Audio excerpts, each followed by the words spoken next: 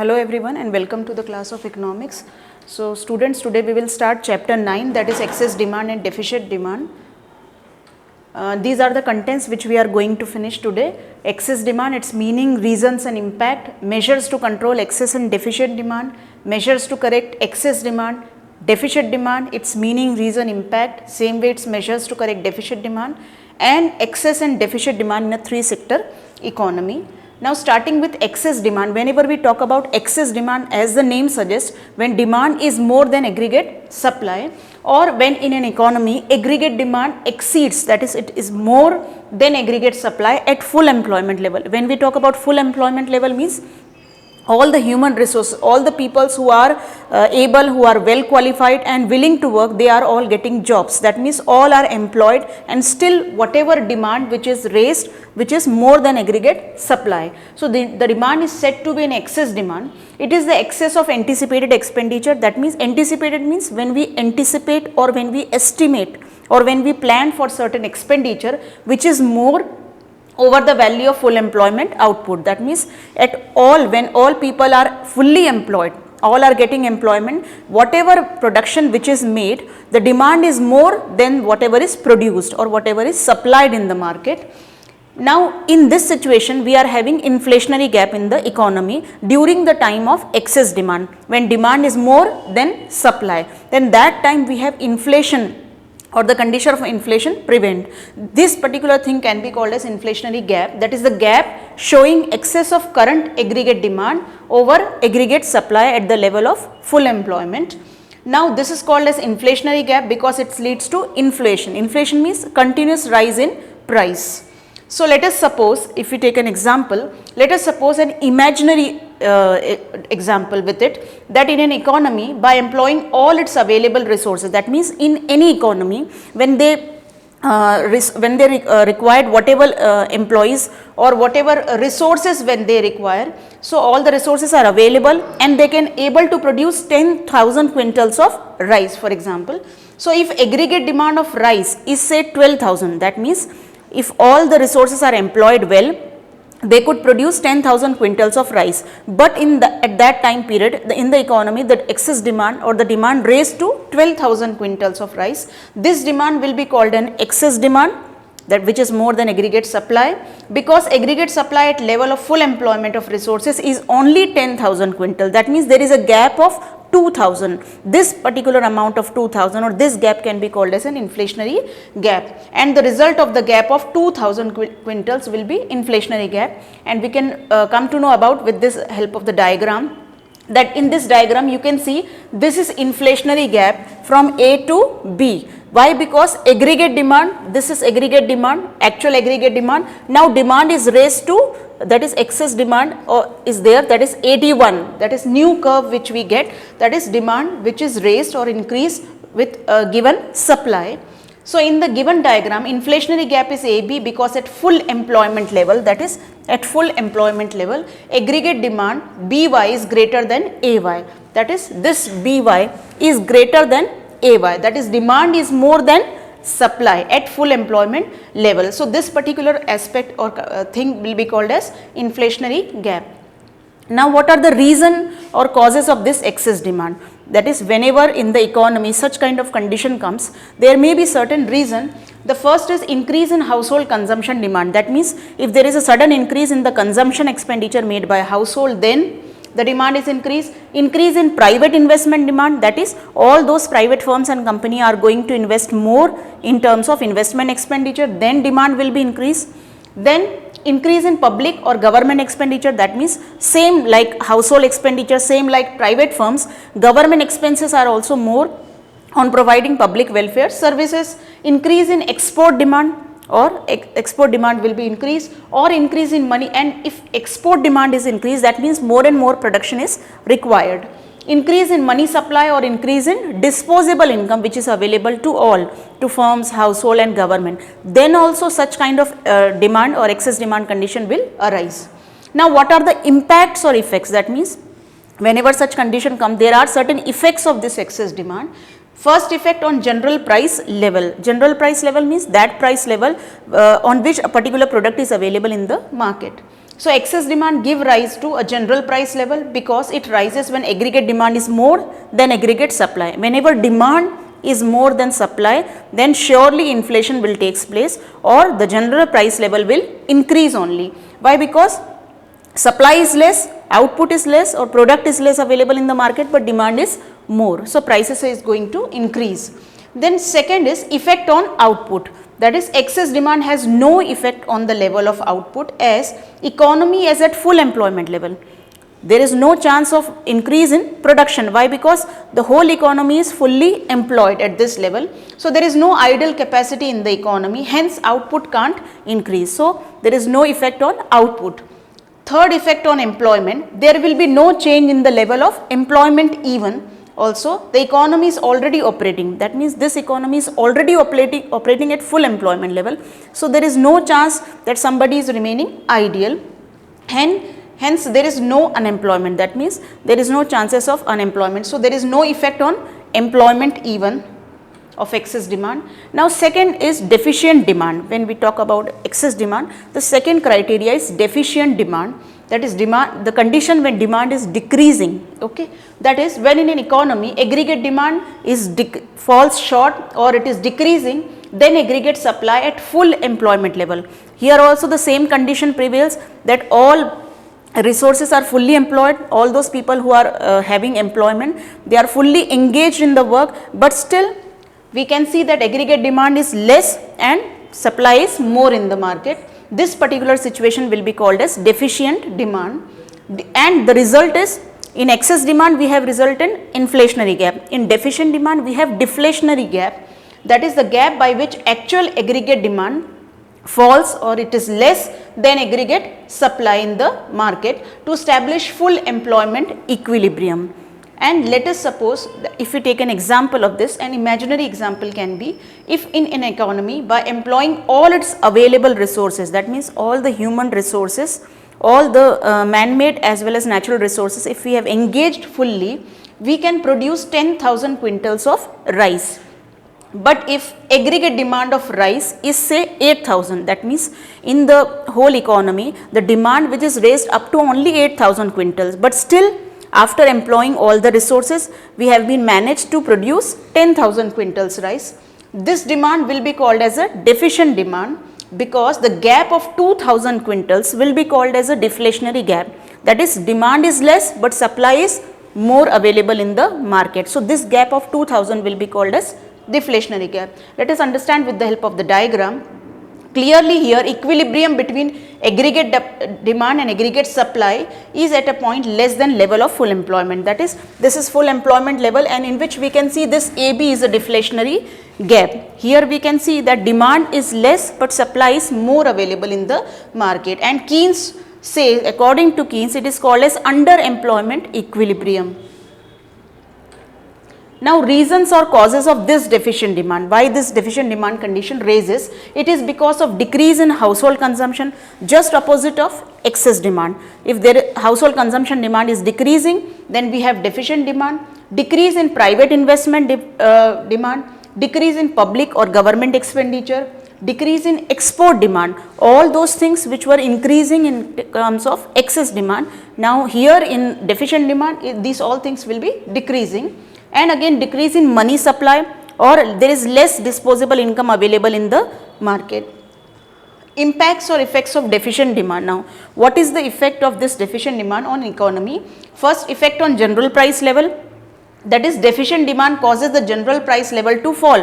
Why? Because supply is more available in the, or product is more available in the market, but demand is less. So in this particular situation, what will happen? The general price level will fall. That is, all the products will be available at a cheaper rate, and when aggregate demand is less than aggregate supply at full employment level, again we need to see that in this, at this particular stage, the fully all the resources are being employed, that is full employment level. So there is a deflation in an economy showing deflationary gap. Second is, what is the effect on employment? Due to deficient demand, investment level reduced, which causes involuntary unemployment in the economy due to fall in the plant output. Effect on output now, because of low level of investment by firms, and employment implies high level of output. Measures to control excess and deficient demand. Now, there are two aspects, measures to control and measures to correct excess and deficient demand. Now, right now we are doing measures to control this particular condition of excess and deficient demand. The problems of excess and deficient demand occur when its current demand is more or less than aggregate demand required for full employment equilibrium. In such condition, we have the aspects of two, aggregate demand, and we can see the effect of deficient demand. Now, these problems can be solved by bringing a change in the level of aggregate demand in the economy. That means, when we want to have a certain change at the level of aggregate demand at full employment level, then we can actually solve the problems of excess as well as deficient demand. The first thing which we can do is change in government spending or government expenditure. Government spending is a very important component of aggregate demand. This measure is a part of fiscal policy. Why? Because these are government expenses. So, it is a part of government's fiscal policy, and it is termed as expenditure policy of the government.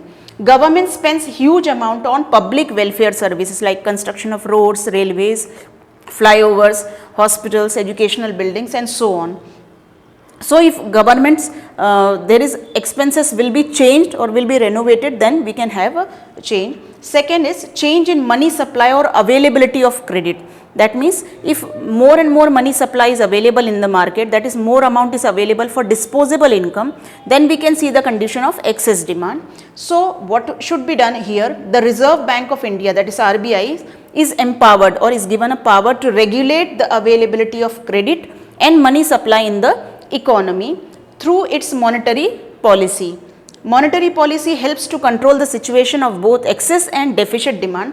That is why, through certain instructions, through certain framing rules and regulation, RBI should rectify or RBI should solve the problem of excess and deficit demand by controlling the money supply or availability of credit in the economy.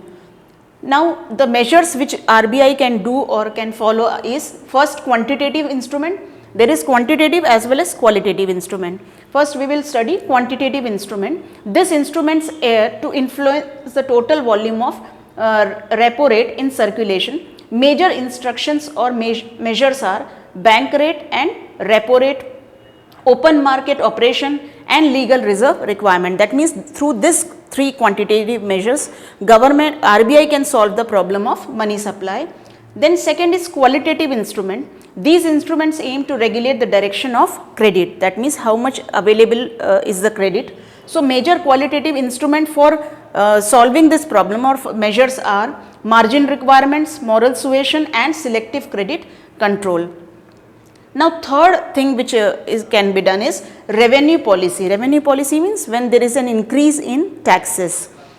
Revenue policy is expressed in terms of taxes. During inflation, the government impose higher amount of taxes, causing the decrease in purchasing power of the people, so that people will not spend much amount of money as a disposable income, or do not purchase more, or do not demand more. So, what government will do? Government will increase the taxes to correct the situation of inflation or excess demand.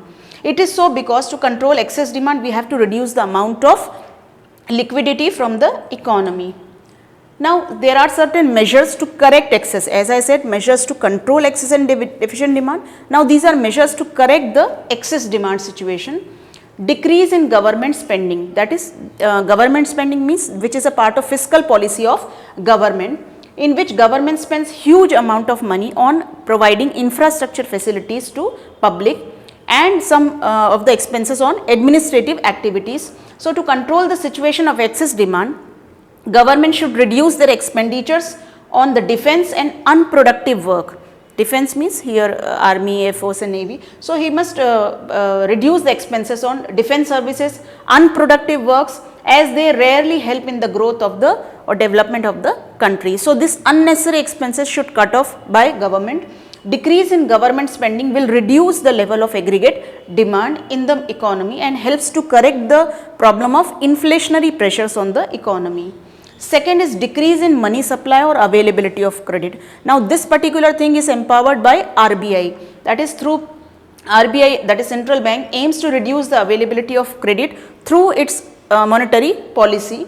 So, two major instruments of this monetary policy by which the RBI can control this situation of excess demand is, first is quantitative instrument, in which they can increase the bank rate. That means all those borrowers who are availing or getting the facility of loan or borrowing from the bank, if bank will increase the bank rate, then people will be discouraged and disappointed of taking the loans. So, the term bank rate refers to rate at which central bank lends money to their borrowers or to common people, and as well as to commercial bank as the lender of last resort. So, during excess demand, central bank increases the bank rate, which raises the cost of borrowings from central bank, and it forces the commercial bank to increase their lending rates, which discourages borrowers from taking the loans, and it reduces the availability of credit in the economy, and hence we can solve the problem of inflationary gap.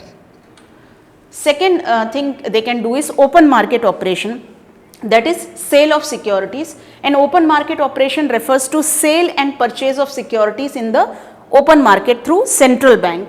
So, it directly influences the level of disposable money or money supply in the economy. So, during the condition of excess demand, central bank offers certain securities for sale in the market, and this sale of security reduces the reserves of commercial bank, and it adversely affects the commercial bank's ability to lend the loan or to provide the loan or to create credit, and decrease the level of aggregate demand in the economy hence. Third is increase in LRR, that is legal reserve requirement. Now, commercial banks are also obliged to maintain the legal reserve ratio or legal reserve requirement. An increase in such reserve is a direct, that means if this LRR or legal reserve ratio, if it is increased, then it is a direct measure or direct method to reduce the availability of credit, and hence we can solve the problem of excess demand. Now, for this particular, for reducing the level of legal reserve, there are two methods, that is cash reserve ratio, that is it is the minimum percentage of net demand and time liabilities to be kept by commercial bank with the central bank. Second measure can be statutory liquidity ratio. It refers to minimum percentage of net demand and time liabilities which commercial bank are required to kept with central bank. Next is qualitative instrument, that means there are some qualitative instruments as increase in margin requirement. Margin requirement refers to difference between market value of security which is offered by bank and the value of amount which is lent. When the economy is suffering from excess demand, central bank try to increase the margin which restricts the credit creating powers of commercial banks or other private banks. Second thing they can do is moral suasion, that is advice to all commercial bank to discourage lending of loan to public. This is a combination of persuasion, that is to persuade, to advise them, and pressure, that is by forcing that by central bank applies on other commercial banks in order to reduce the lending act and in a manner in line with its policy. Now, this particular policy or this particular strategy can be called as moral suasion, which is exercised through discussions, letters, speeches, providing informations and orders to other banks. During excess demand, the central bank advises, request or persuade the commercial bank not to give loan or not to advance credit facility. Third can be selective credit control, that is introduction of credit rationing which we say. It refers to a method in which the central bank gives directions to other banks to give or not to give a credit facility for certain purposes. That means they must restrict the credit facility for certain purposes or need to limit the credit facilities to particular sectors only. During excess demand, central bank introduced this rationing policy of credit in order to prevent excessive flow of money or excessive flow of credit in the economy. Now, there are measures to correct deficient demand also. Now, in which just opposite of excess demand, there are decrease in government spending, but in the condition of deficient demand, when demand is less and supply is more available in the market, and in this situation what we have, we will face deflationary gap, that is the price level will be falling. Now, first is increase in government spending. What we can do is to remove this particular condition or to correct it. It is a part of fiscal policy. Again, government spending, that is a part of government expenditure or a part of fiscal policy of government. Government incurs expenditure on various kinds of infrastructural facility. So, if government try to increase this spending or giving more and more facilities in order to provide public welfare services like construction works or public works like construction of roads, flyovers, buildings, metros, etc., with a view to provide additional income to all those people who are engaged for during this particular construction work. Or second is increase in money supply or availability of credit. Now, this particular department which is taken care by RBI only through their monetary policy.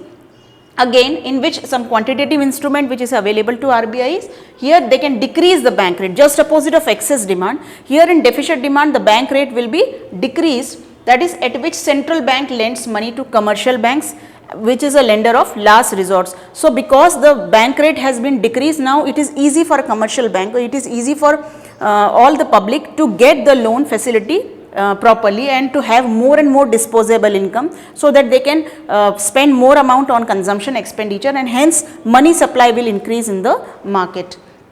Second can be open market operation, that is purchase of security. In excess demand we have, in this open market operation we have sale of securities, whereas in deficit demand through this open market instrument or open market operation we have purchase of securities, that is this particular things refers to sale and purchase of securities in the open market by central bank.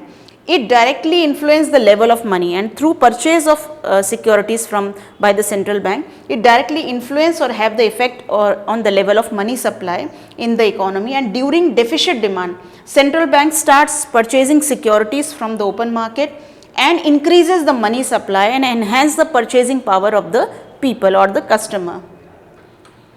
Third is decrease in legal reserve ratio. That means if this legal reserve ratio, if it is being decreased, or the rate at which it is available, if it is decreased, in such reserves helps to raise the availability of the credit. And there are two components of this legal reserve ratio, that is cash reserve ratio and statutory liquidity ratio. In case of cash reserve ratio, a minimum percentage of net demand and time liabilities is to be kept by commercial bank with the central bank.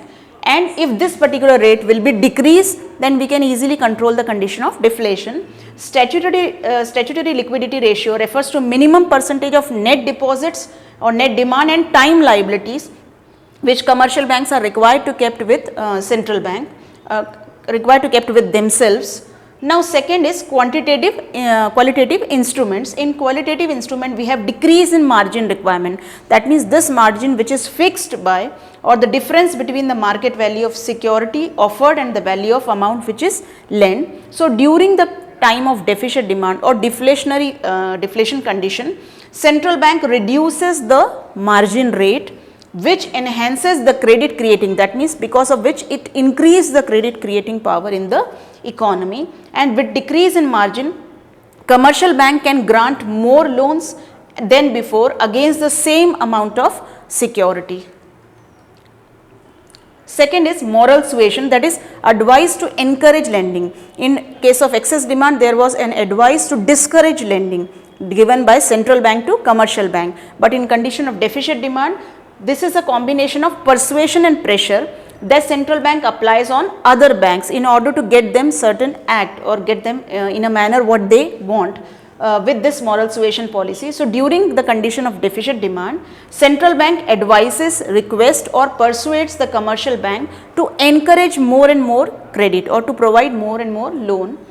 Third is selective credit control. That means here the central bank will advises other banks to withdraw the credit rationing. It refers to method in which central banks gives direction to other banks to give or not to give the credit. So, in case of deficit demand, central bank withdraws the rationing of credit, that is discard the rationing of credit and make efforts to encourage credit. Excess and deficit demand now in three sector economy. This is the next topic which we are going to finish. And last, in a three sector economy here with household, firms and government, there is no interference of foreign sector. Okay, do remember that here in of the condition of excess and deficit demand in a three sector economy, that means firms, households and government only. Aggregate demand is sum total of consumption plus investment plus government expenditure according to three sector economy, because in this we have taken only firms, households and government. So, it is consumption expenditure, investment expenditure and government expenditure only. With introduction of this government sector, that means after this two sector economy, when we introduce government sector, the new AD1 curve will be formed, including consumption plus investment plus government expenditure lies above the old aggregate demand curve. That means this particular curve AD1, which we get new as now the old aggregate demand curve in two sector economy, which is having consumption plus investment, that is only firm and household. Now, after having this aggregate demand new curve AD1, we are having three sector economy, that is consumption, investment plus government sector only, and the curve, that is the income curve or aggregate supply curve, we are having at 45-degree angle. For simplicity, it is assumed that government expenditure is a constant amount. The new AD1 curve is parallel to old AD curve, because at every level of output, the vertical distance between consumption plus investment, that means the vertical distance between AD1 and AD curve, that is old AD curve, it is same all the way between consumption plus investment curve and consumption plus investment plus government expenditure curve. It is the constant amount of government expenditure, because government is constantly giving or using the same amount for the infrastructural facilities for public welfare.